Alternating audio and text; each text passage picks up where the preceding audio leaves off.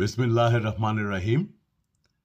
প্রত্যাশা নিউজ চ্যানেলের 2 লক্ষ সাবস্ক্রাইবার হওয়াতে আমি এই প্রত্যাশা নিউজের সকলকে জানাই আন্তরিক অভিনন্দন এবং মোবারকবাদ।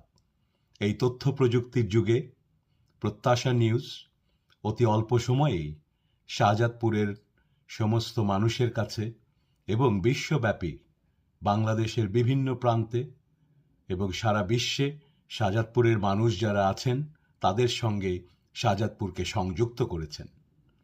অল্প সময়ে এই চ্যানেলটি জনপ্রিয় হয়েছে। এ কারণেই আমি এই চ্যানেলের পরিচালক রাজীব রাসেলকে জানাই অভিনন্দন এবং সাধুবাদ।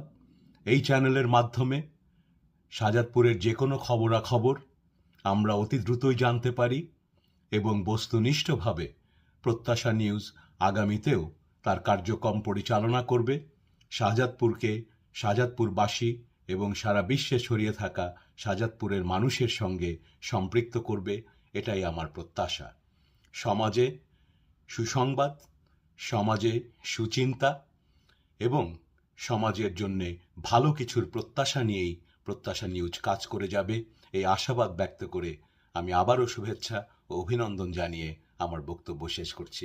ধন্যবাদ সবাইকে, ধন্যবাদ শাহজাদপুরবাসীকে, ধন্যবাদ শাহজাদপুরের প্রত্যাশা নিউজের 2 লক্ষ সদস্যকে।